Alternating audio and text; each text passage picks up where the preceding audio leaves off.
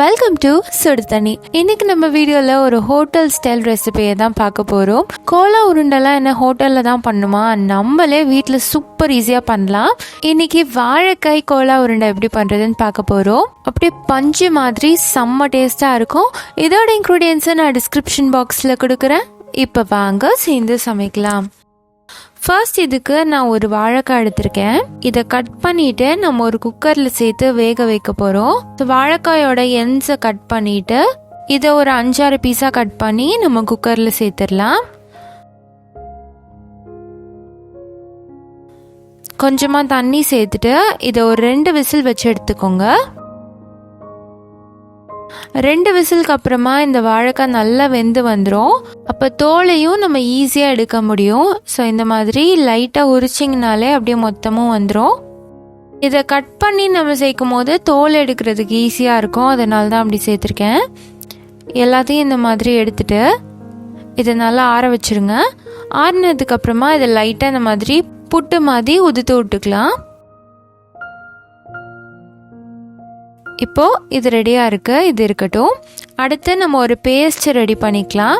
அதுக்கு ஒரு மிக்சியில் 10 சின்ன வெங்காயம், 5-6 பல் பூண்டு, 4 சில் தேங்காய், 1 டீஸ்பூன் சோம்பு, அதோட காரத்துக்கு 3 பச்சை மிளகாய், பெருசாக இருந்தால் 2 மட்டும் சேர்த்துக்கோங்க. கூடவே 2 வரமிளகாய், 1/2 3/4 டீஸ்பூன் கல்லுப்பு, 1 கொத்து கருவேப்பிலை, 2 டேபிள் ஸ்பூன் பொட்டுக்கடலை சேர்த்துக்கலாம். இதுதான் நல்லா பைண்ட் பண்ணும், பிரிஞ்சு வராமல் இருக்கும், அதுக்காக சேர்க்குறோம். சேர்த்துட்டு இது தண்ணி சேர்க்காம அரைச்சி எடுத்துக்கோங்க. அடுத்து ஒரு கடாயில் 1 டேபிள் ஸ்பூன் எண்ணெய் சேர்த்துக்கலாம். இது கோலா உருண்டைங்கிறனால எதுவும் தாளிக்க வேண்டாம். டைரெக்டாக நம்ம செஞ்சு வச்சுருக்க மசாலாவை அப்படியே சேர்த்துடலாம். இது கூட ஒரு 1/2 டீஸ்பூன் மஞ்சள் தூள் சேர்த்துட்டு நல்லா வதக்கி எடுத்துக்கோங்க. நம்ம எல்லாம் பச்சையாக சேர்த்து அரைச்சிருக்கனால கொஞ்ச நேரம் இது நல்லா வதங்கணும். அப்போ தான் பச்சை வாசனை போகும். இதை ஒரு 5-6 நிமிஷம் நல்லா வதக்கிக்கோங்க. அடுப்பு சிம்லேயே வச்சு வதக்கிக்கோங்க.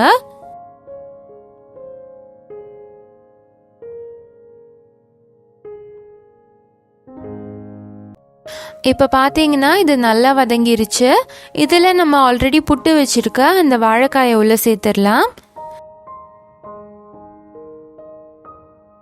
சேர்த்துட்டு நல்லா மிக்ஸ் பண்ணிக்கோங்க. நான் ஒரு வாழைக்காய் எடுத்திருக்கனால இந்த அளவு கரெக்டாக இருக்கும். சப்போஸ் நீங்கள் பத்தலை வாழைக்காய் ஜாஸ்தியாக போடுறீங்க அப்படின்னா மசாலாவும் அதுக்கேற்ற மாதிரி நீங்கள் கூட போடணும். அப்படி இல்லைன்னா காரம் எல்லாம் ரொம்ப சப்புன்னு ஆகிடும். வாழைக்காய் தனியாகவே தெரியக்கூடாது, நல்லா மசாலாவோட மிக்ஸ் ஆகிருக்கணும். இப்போது இது ஒரு பிளேட்டில் எடுத்து வச்சிடலாம். இது நல்லா ஆறட்டும். இதை அடுத்து நம்ம உருண்டை பிடிக்க போகிறோம். நல்லா ஆறினா தான் கை வச்சு உருட்ட முடியும். அதனால் நல்லா ஆற வச்சுட்டு அதுக்கப்புறமா பண்ணுங்கள். கையில் கொஞ்சமாக எண்ணெய் தடவிட்டு இதை நம்ம குட்டி குட்டி பால்ஸாக பண்ணிக்கலாம். இந்த அளவு இருந்தால் கரெக்டாக இருக்கும். இதை நம்ம டைரெக்டாக ஃப்ரை பண்ணிடலாம். அடுப்பை லோ டு மீடியம் ஃப்ளேமில் வச்சுட்டு இதை நல்லா ஃப்ரை பண்ணிக்கோங்க. இதை அடுப்பில் சேர்த்து ஒரு 3-5 நிமிஷமாவது அடுப்பில் இருக்கணும். அப்போ தான் உள்ளே நல்லா வெந்திருக்கும்.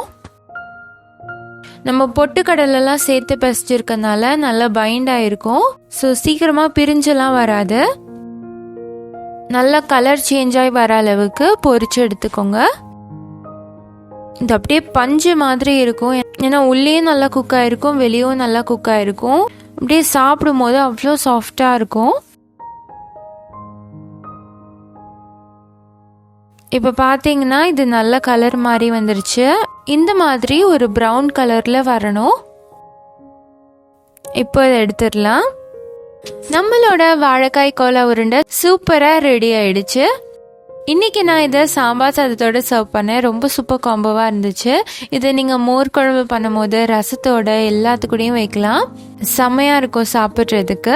நீங்களும் இந்த சாஃப்ட் அண்ட் டேஸ்டியான கோலா உருண்டையை செஞ்சு பார்த்துட்டு எப்படி இருக்குன்னு சொல்லி கமெண்ட்டில் சொல்லுங்கள்.